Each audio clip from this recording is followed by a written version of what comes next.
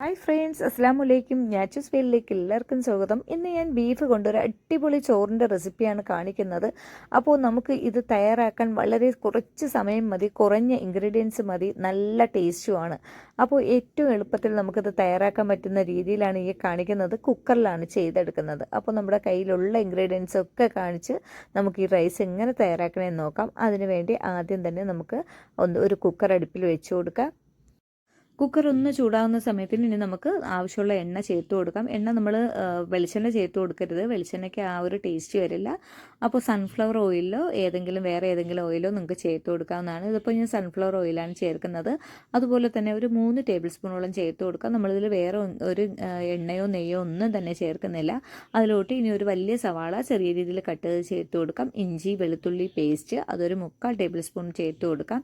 പിന്നെ നമുക്കിതിന് വേണ്ടി ആവശ്യത്തിനുള്ള ഉപ്പ് ചേർത്ത് കൊടുക്കാം. ഇതൊന്ന് ചെറിയ രീതിയിലൊന്ന് വാടിക്കിട്ടണം, ചെറുതായിട്ട് മതിയാകും. ഇനി നമുക്ക് ബാക്കി ഇൻഗ്രീഡിയൻസ് കൂടി ചേർത്ത് കൊടുക്കാം. ഒരു വലിയ ടൊമാറ്റോ എടുത്തിട്ടുണ്ട്, അത് നമുക്ക് നീളത്തിൽ കട്ട് ചെയ്തതും 2 പച്ചമുളക്, കുറച്ച് എരിവുള്ള പച്ചമുളക് 2 ചേർത്ത് കൊടുത്തിട്ടുണ്ട്.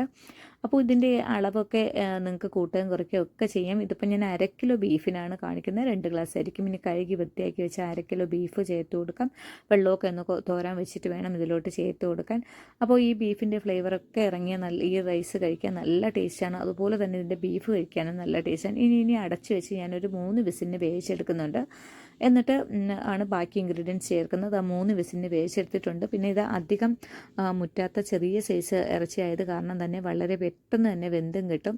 അപ്പോൾ ഇനി നമുക്ക് ഇതിലോട്ട് ഒരു 3 ടേബിൾ സ്പൂണോളം ചെറിയ പുളിപ്പുള്ള തൈരാണ്. അധികം പുളിപ്പില്ലാത്ത തൈര് വേണം നമുക്കിതിന് വേണ്ടി എടുക്കാൻ.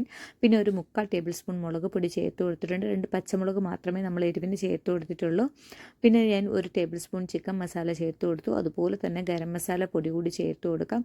അതൊരു 1/2 ടേബിൾ സ്പൂണോളം ചേർത്ത് കൊടുക്കാവുന്നതാണ്. അപ്പോൾ ഇത്രയും ചേർത്തിട്ട് ഇനി നമുക്കൊരു 2 പിഞ്ചോളം മഞ്ഞൾപ്പൊടി ചേർത്ത് കൊടുക്കാം. അപ്പോൾ ഇത്രയും ചേർത്തതിന് ശേഷം ഇനി നമുക്ക് നല്ലതുപോലെ ഒന്ന് ഇളക്കി യോജിപ്പിച്ചെടുക്കാം. അപ്പോൾ കുരുമുളക് പൊടി നിങ്ങൾക്ക് താല്പര്യമാണെങ്കിൽ ഒരു 3/4 ടേബിൾ സ്പൂൺ ചേർത്ത് കൊടുക്കാവുന്നതാണ്. ഇനി ഞാൻ 2 ഗ്ലാസ് അരിയാണ് എടുക്കുന്നത്. അതിന് ഒരു 3.5 ഗ്ലാസോളം വെള്ളം ചേർത്ത് കൊടുത്തിട്ടുണ്ട്. പിന്നെ നമുക്കിനി ബീഫിൽ നിന്ന് ഇറങ്ങുകയും ചെയ്യും.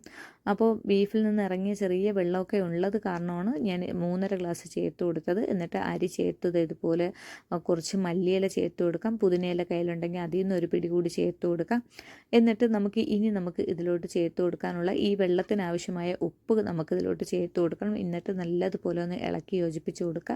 എന്നിട്ട് നമുക്കിതിന് തിളച്ചതിന് ശേഷം മാത്രമാണ് ഇനി ഇത് അടച്ചൊക്കെ വെച്ച് കൊടുക്കാനുള്ള. അപ്പോൾ ഈ സമയം നിങ്ങൾ ഉപ്പൊക്കെ നോക്കുക. നാരങ്ങ നീര് താല്പര്യം ഉണ്ടെങ്കിൽ ഒരു 1/2 ടേബിൾ സ്പൂൺ ചേർത്ത് കൊടുക്കുക. ഞാൻ ചേർത്തിട്ടില്ല. എന്നിട്ട് ഇതുപോലെ തിളയ്ക്കുന്ന സമയത്തിന് ഇനി നമുക്കിതിലോട്ട് ചേർക്കാനുള്ളത് കുറച്ച് ജീരകം ചേർത്ത് കൊടുക്കണം. ജീരകത്തിൻ്റെ പൊടിയായിരുന്നാലും മതിയാകും. ജീരകം വറുത്ത് പൊടിച്ച പൊടി ഉണ്ടല്ലോ, അതിൽ നിന്ന് ഒരു 1/2 ടേബിൾ സ്പൂണും 1/2 ടേബിൾ സ്പൂൺ ജീരകമാണ് ഞാൻ ഇനിയിപ്പോൾ ചേർത്ത് കൊടുക്കുന്നത്. അപ്പോൾ സാജീരകം കയ്യിലുണ്ടെങ്കിൽ അത് ചേർത്ത് കൊടുക്കുക, അല്ലെങ്കിൽ സാധാ ജീരകമായിരുന്നാലും മതിയാകും. ഒരു 1/2 ടേബിൾ സ്പൂൺ ചേർത്ത് കൊടുക്കുക. അപ്പോൾ ഇത്രയും കൂടെ ചേർത്തതിന് ശേഷം നമുക്കിനി ഇതൊന്ന് ഇളക്കി കൊടുക്കുക.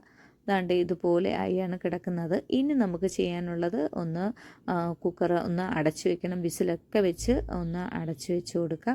എന്നിട്ട് ഞാൻ ഒരു വിസിൽ കേൾക്കുന്ന രൂപത്തിലാക്കി എടുക്കുകയാണ് ചെയ്യുന്നത്. ദാണ്ട് ഒരു വിസിൽ ചെറിയ ഫ്ലെയിമിൽ വെച്ച് ഒരു വിസിലായതിന് ശേഷം ദാണ്ട് നമ്മുടെ ചോറ് തയ്യാറായിട്ടുണ്ട്. എല്ലാവരും ട്രൈ ചെയ്ത് നോക്കാം. നല്ല ടേസ്റ്റും മണവുമാണ്. വളരെ സിമ്പിളാണ്. കുട്ടികൾക്ക് രാവിലെ സ്കൂളിൽ കൊടുത്തേക്കാനായിരുന്നാലും വൈകുന്നേരം നോമ്പ് സമയങ്ങളിലൊക്കെ നോമ്പ് തുറക്കാനും ഒക്കെ വളരെ സിമ്പിളായിട്ട് ചെയ്യാൻ പറ്റിയ നല്ലൊരു റെസിപ്പിയാണ്. എല്ലാവരും ട്രൈ ചെയ്ത് നോക്കാം.